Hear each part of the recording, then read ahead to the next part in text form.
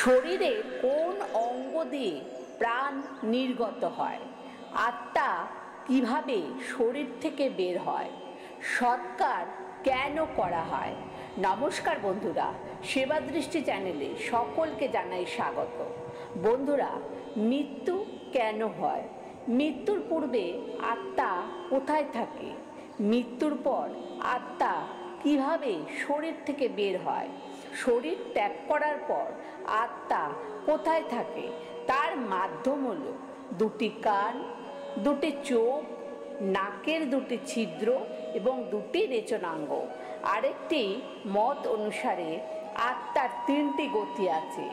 মনে করা হয় মৃত্যুকালে যে ব্যক্তি প্রচণ্ড আতঙ্কগ্রস্ত থাকে, সর্বদা শান্ত থাকে, তিনি ঊর্ধ্বগত প্রাপ্ত হন। মৃত্যুর পর আত্মা প্রথম 13 দিন তার জীবাত্মা শক্তি সঞ্চয় করে। 13 দিন পরে যে জীবাত্মা যমলোকের উদ্দেশ্যে পায়ে হেঁটে যাত্রা শুরু করে। যমলোকে যাত্রার সময় আত্মাকে বিভিন্ন স্থান অতিক্রম করতে হয় এবং এই যাত্রায় আত্মাকে জীবনে কৃতকর্মে অনুসারে সুখকর বা দুঃখজনক পরিস্থিতি হয়। যমলোকে কোন দুয়ার দ্বারা সে প্রবেশ করবে তাও তার কৃতকর্মের উপর নির্ভর করে। মৃত্যুর পর আত্মাকে কিছুকাল পিতৃলোকে অবস্থান করতে হয়, তবে যারা আত্মহত্যা করে তাদের আত্মা পেত্নী প্রাপ্ত হয়। যদি কোনো ব্যক্তি ইষ্টপক্ষের দেহত্যাগ করে তবে সেই সময় তার জন্য দক্ষিণের দরজা খোলা হয়। কোন দ্বারে আত্মার সাথে কি হয়?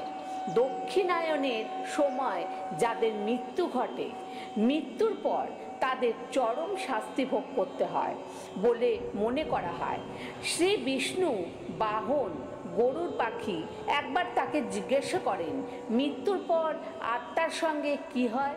মৃত্যুর কতদিন পর আত্মা যমলোকে পৌঁছায়?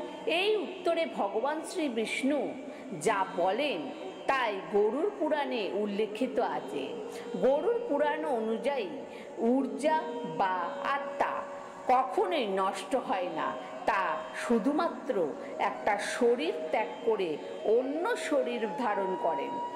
এই আত্মা যখন শরীর থেকে বের হয় তখন তা ধোঁয়া বা কুয়াশার মতো থাকে। গরুড় পুরাণে বর্ণিত হয়েছে, শরীর থেকে বের হয়ে আত্মা কিছুক্ষণ অচেতন অবস্থায় থাকে। এই সময় আত্মা খুবই দুর্বল থাকে।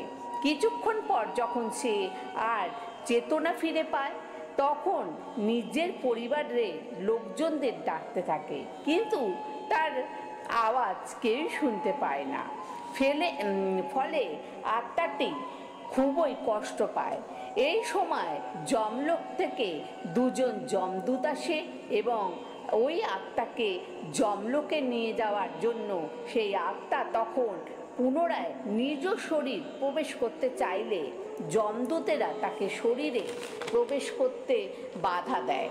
ফলে আত্মা এই মর্তলোকে ছেড়ে যমলোকে চলে যায়। গরুড় পুরাণ অনুযায়ী মৃত্যুর পরই আত্মাকে যমদূতের যমলোকে নিয়ে গিয়ে সারা জীবনের সে কি কি করেছে তা দেখায়।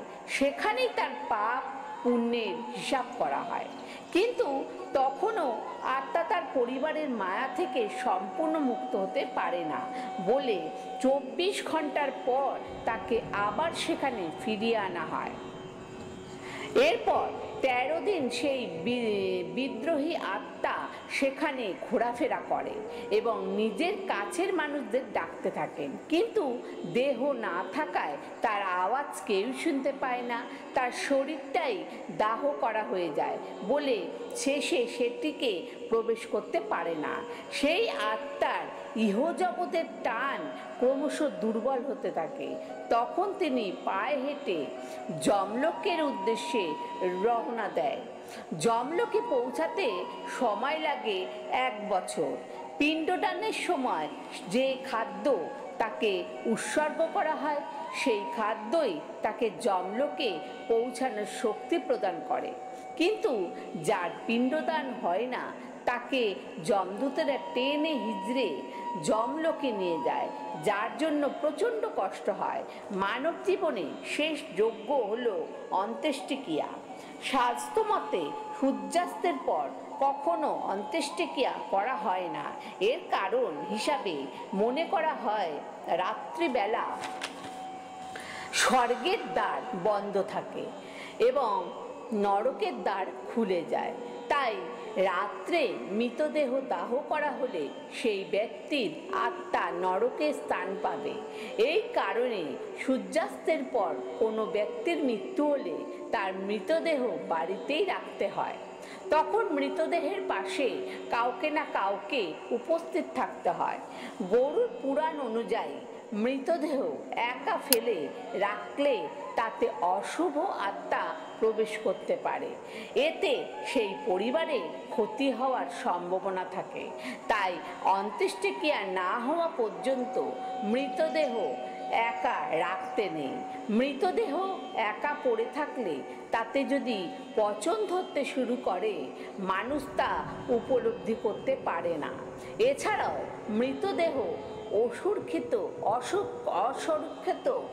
অবস্থায় থাকলে তাকে পিঁপড়ে, পোকামাকড় বা অন্য কোনো জন্তু আক্রমণ করতে পারে। তাই মৃতদেহ একা ফেলে যাওয়া একা ফেলে রাখতে নেই। কারণ কোনো ব্যক্তি পঞ্চক সময়কালে মারা গেলে সেই মৃত্যুকে পঞ্চক মৃত্যু বলা হয়। শাস্ত্রমতে মনে করা হয় কোনো ব্যক্তি পঞ্চক মৃত্যু হলে 2 বছরের মধ্যে তার পরিবারের 5 জন সদস্যের মৃত্যু ঘটবে। পঞ্চকাল বা পঞ্চক যোগ হলো অত্যন্ত খারাপ সময় বা দোষ, যখন পঞ্চক নক্ষত্র যথাষ্ঠ পূর্ব ভাদ্রপদ, ছতভিসা, উত্তর ভাদ্রপদ এবং রেবতী নক্ষত্র, এই 5টি নক্ষত্র একত্রিত হয়। বৈদিক শাস্ত্র মতে অনুসারে তখন পঞ্চকাল গঠিত হয়। পঞ্চকাল বা যোগ 5 দিন থাকে। এই সময় চাঁদের অবস্থান কুম্ভ ও মীন রাশিতে হয়। এই সময় মৃতদেহ দাহ করা উচিত নয়। তবে মৃতদেহ যদি সৎকার না করে ফেলে রেখে দেওয়া হয় তাহলে তা পরিবেশ দূষণ ঘটায়। এজন্যে মৃতদেহ তাড়াতাড়ি সৎকার করে ফেলা উচিত। আবার অনেকের ছোঁয়াচে রোগে মৃত্যু ঘটে। মৃতদেহ দাহ করা হলে সেই সব রোগ জীবাণু আগুনে ধ্বংস হয়ে যায়। প্রাচীন দর্শন অনুযায়ী সমগ্র বিশ্ব তথা মানবদেহ 5টি ভূত বা উপাদান দ্বারা তৈরি। ক্ষিতি, অপ, তেজ, মরুদূত, বোম থেকে পঞ্চভূত বলা হয়। ক্ষিতি অর্থাৎ মাটি, অপ অর্থাৎ জল, তেজ অর্থাৎ আগুন, মরুদূত অর্থাৎ বাতাস, ব্রহ্ম অর্থাৎ আকাশ হলো এই পঞ্চ মহাভূত। সব দেহ দাহ করার মাধ্যমে দেহকে এই 5টি উপাদানে বিলীন করে দেওয়া হয়। মৃত্যুর পর আত্মাকে যমদূতেরা যমলোকে নিয়ে যায়। এই যমলোকে পৌঁছানোর জন্য বৈতরণী নদী পার করতে হয়। গরুড় পুরাণ অনুযায়ী যমলোক থেকে 46,000 যোজন দূরে বৈতরণী নদী প্রবাহিত হয়। তবে এই নদীতে জলের বদলে আছে রক্তপুঞ্জ, ভয়ঙ্কর জীবজন্তু, কুমির ও শকুন। জীবদ্দশায় যে সকল ব্যক্তি খারাপ কাজ করে, যারা কোনোদিন অসহায়কে সাহায্য করেনি, মানুষের মঙ্গল করেনি, মানুষের সর্বদান অমঙ্গল করেন, মৃত্যুর পর বৈতরণী পেরোতে তাদের যন্ত্রণা ভোগ করতে হয়। পাপী আত্মাকে দেখে বৈতরণী নদী টকবক করে ফুটতে থাকে এবং কিন্তু পুণ্যবান আত্মাকে যমদূতেরা সামান্য পুণ্যের বিনিময়ে নৌকায় বসিয়ে বৈতরণী নদী পার করায়। পুণ্য আত্মা বৈতরণী নদী পেরোনোর সময় এই নদী শীতল হয়ে যায়। যে ব্যক্তি তার জীবদ্দশা ধর্মের পথ অনুসরণ করেন, অসহায় ও দরিদ্রদের সাহায্য করেন, তারা সহজেই বৈতরণী নদী পার হয়ে যায়। মনে করা হয় কালো গরুর ল্যাজ ধরে এই বৈতরণী নদী পার করতে হয়। এই জন্য অনেকে শ্রাদ্ধে কালো গরু দান করেন। বৈতরণী নদী পার করার পর যমলোকে যাওয়ার জন্য 3টি পথ বা মার্গ থাকে। আত্মা কোনো মার্গে যমলোকে পৌঁছাবে তার উপর নির্ভর করে। জীবদ্দশায় মানুষ কি কর্ম করবে তার উপর। এই 3টি মার্গ হলো অর্চি মার্গ, ধূম মার্গ এবং উৎপত্তি বিনাশ মার্গ। অর্চি মার্গ হলো ব্রহ্মলোক এবং দেবলোক যাত্রার মার্গ হলো ধূমার্গ, আর পিতৃলোকের যাত্রার মার্গ হলো উৎপত্তি বিন্যাস মার্গ। তবে এই 3টি মার্গে সফল আত্মাকেই কিছুকাল বসবাস করতে হয়। যে সমস্ত ব্যক্তি ভালো কাজ করেছেন তারা স্বর্গে যান। পাপী লোকেদের নরকে পাপের শাস্তি ভোগ করতে হয়। এরপর আবার মৃত্যুকে অর্থাৎ পৃথিবীতে তাদের কর্ম অনুসারে বিভিন্ন যোনিতে জন্ম নিতে হয়। মোট 84 লক্ষ বার বিভিন্ন যোনিতে জন্মাবার পরে অবশেষে আত্মা মনুষ্যরূপে জন্মগ্রহণ করে। এই পৃথিবীতে আসতে হয় কর্মফল ভোগ শেষ করে, সে মোক্ষ লাভ করে। বন্ধুরা, আজ এই পর্যন্ত। এই তথ্যকথা শুনে ভালো লাগলে অবশ্যই লাইক করবেন এবং কমেন্ট করবেন, আর কমেন্টে জয় শ্রীকৃষ্ণ লিখতে ভুলবেন না। ধন্যবাদ।